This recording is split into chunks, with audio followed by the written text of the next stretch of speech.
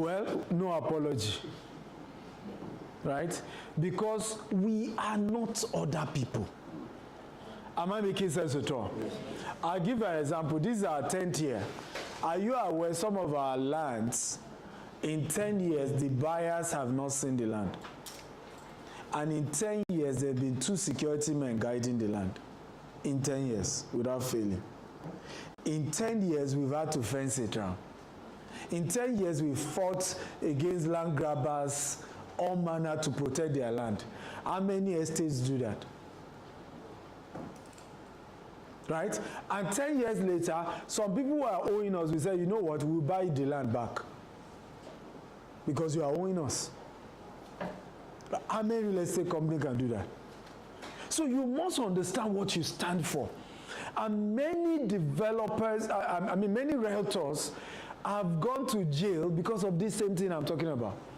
Because you rush to sell for people who don't even know what they are doing. True or false? They don't even know what they are doing. And at the end of the day, there's so much losses that has happened. The customer cannot chase them because they are big men and big women. Who are they chasing? You. Because I hope you know, the biggest crime you can have in Nigeria is to be small. By default, in Nigeria, they say nature attacks the weak. True or false? I watched a bird, true story. The bird had 4 children and killed one of the child. Right? I said, I watched it today, I said, I have to read why. I've heard of the story that some do that if the bird is weak, so that there is enough resources to take care of the rest.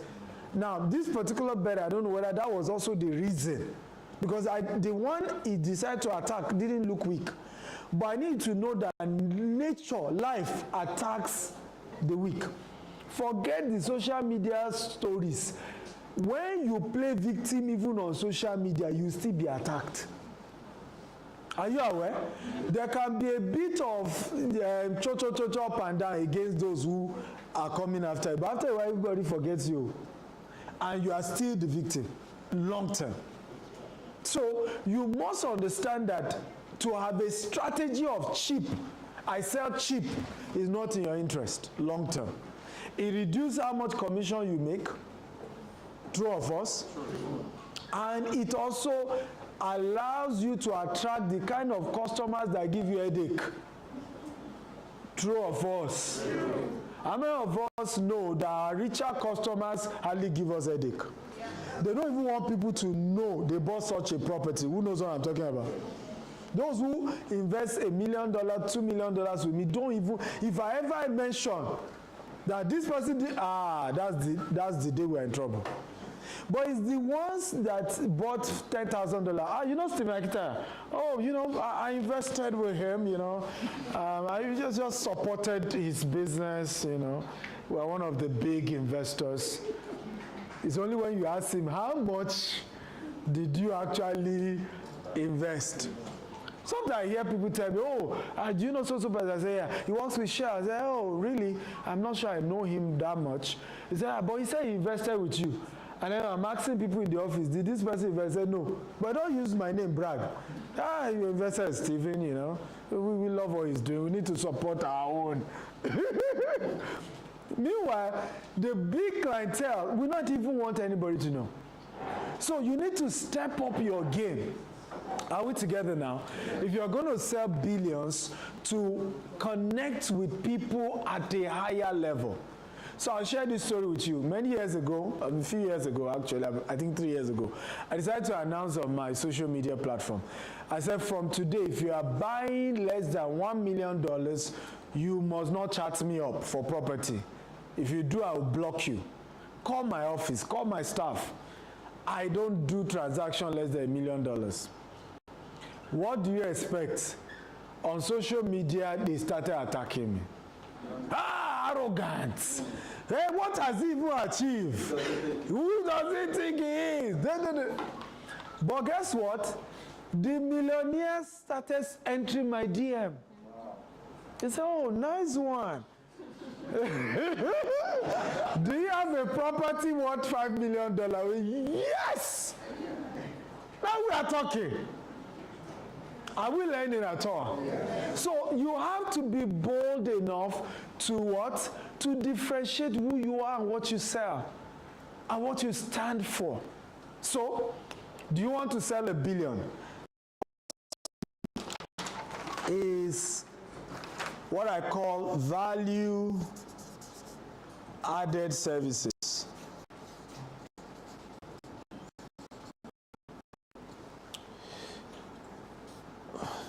In form of honor. So honor your clientele with value-added services. How many of you got at least 10 clients last year in property business? Raise your hand. 10. You got 10. Okay? 10 clients, just few of us. 5 clients last year. You had at least 5 customers that paid. I need this room to improve. 5 customers that paid, raise your hand. Okay? Good. Can you look for something to do, value-added services for them this year? Has nothing to do with real estate. Right? But we add value to their what? To their lives. Am I making sense at all? I remember I learned this from one of my relations. Right, my auntie's husband. Her husband was a branch manager of a bank in Ibadan. Of course, I followed him to meet a former chief judge of Oyo State, who later eventually became my in-law, because my older brother married his daughter in a way. But at that point, I didn't know him. I was meeting for the first time. And my uncle, went there. On our way, he had to buy the man Richard card. He's quite elderly. He bought Richard card, account officer, buying Richard card. Right? He bought this, he bought that, and then we met him. Of course, it was at the day we were also now to do the wedding of my older brother, and then I realized that it was still the same man we were meeting. And then this, my auntie's husband said, he planned the entire wedding, account officer. Are we learning at all? Yes. What was that? Value-added services. Of course, honor through value what? Added services. Because technically he became the man's accountant. The man's, are we learning at all? The man's treasurer and all of that. Look for something you can do. And this can't be generic. It has to be customized. Sit down and think of the 5 customers you serviced last year. The 10 customers you service, I say, what can I offer that it probably have cost them money to have somebody do it, but I will offer to do it for free as a value-added service. This way, I will always be in their front. You see, it is politicians, what do they call it, lobbyists that do this well. Who knows what I'm talking about? Yeah. Lobbyists will always be everywhere the politician is. You know what I'm talking about? He's doing naming, he's there. The politician is going to Abuja, you just see, Chairman, welcome. I've been trying to welcome you from the airport. He just wants to be in the face of that governor. Because he knows at some point, he will remember to say, okay, let's give this thing to this person. We're learning at all. Yes. So when you can offer something unique, are you aware some of this something unique can just be prayers? Are you aware? Yes. Some of this something unique can be counsel. Are you aware some of this something unique can be taking up mentorship for their own younger children? I realize that most of my wealthy, bonds and people I know, when they meet me, you know what I remind them of? May my son be like Stephen one day. So the biggest value I can offer many of them is if their children are around, I draw them close. Say, how are you? What are you doing? See me in the office. Are we learning at all? And provide some form of what? Mentorship for their children. And that just make them love me for life. We're learning here. Yes. So think of a value-added service. Now, I've shared about gifts as well. How many people have you serviced in your course of being a realtor? He said, I've sold 200 houses. I said, that's easy. Do you have the 200 contacts of those people? He said, you know, some, I'm not the direct agent, I'm indirect. I said, can you reach the direct agent that you have a gift for the clients and get all of them number? He said, yeah. Right? I said, get them a gift, and in that gift, put an invitation for a private meeting about your real estate development project. Right? Today, of all my mentees, he's the one that spoiled me with gifts because he's on his 4th estate. He so used the thing, it worked. He overused it now for me. You know, got me about 7 agbadas, 7 shoes. I'm like, Oga, I know I taught you, but this is too much. Right? Because it worked wonders. That's also another strategy as well. If you can't figure out a value-added services, right? Think of a unique gift to offer them. And unique gifts may not be pricing. It may not be expensive.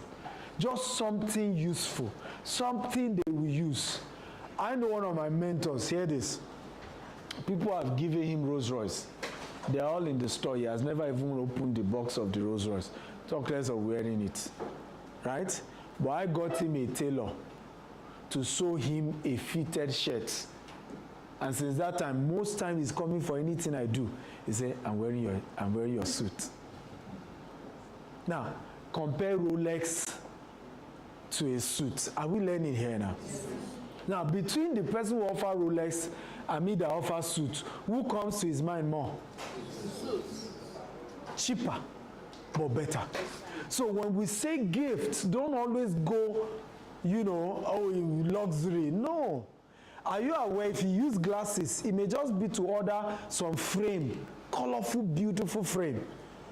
Right? If it's old school, a frame that is not too flashy, because if you go and somebody is serving, now you and I know you are your own. But the same way you see give them a black frame, right? But if you see it's different, and they will still want to use it. Are we learning here? Yes. Are we sure we're learning?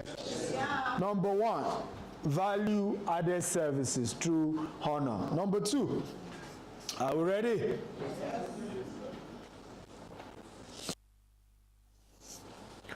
And this is very, very important, this number 2. You need to figure out, and I talked about it in part 1 training, your niche, right? Even though you are a realtor, one of the biggest mistakes you can make as a realtor is to be too generalistic. I said, do you have cheap property? I sell. Expensive property? I sell. Do you sell in Abulegba? I sell. Do you sell in Ikoyi? I sell. At the beginning of your business, your leverage is uniqueness. At the beginning of your business, your leverage is what? And what makes you unique is to pick a niche. Are you going to pick the cheap niche? That's okay, there's nothing wrong. You say, I'm the guy to come to when it's cheap. I will just advise you, if you go that niche, have police as your friend. Because you have enough customer that will come and use police to whack you at some point. Right? There's nothing wrong with the mass market. The only problem with the mass market is that they will drag your name at some point. Who knows what I'm talking about? Right? They will. It's just normal. Right? It's a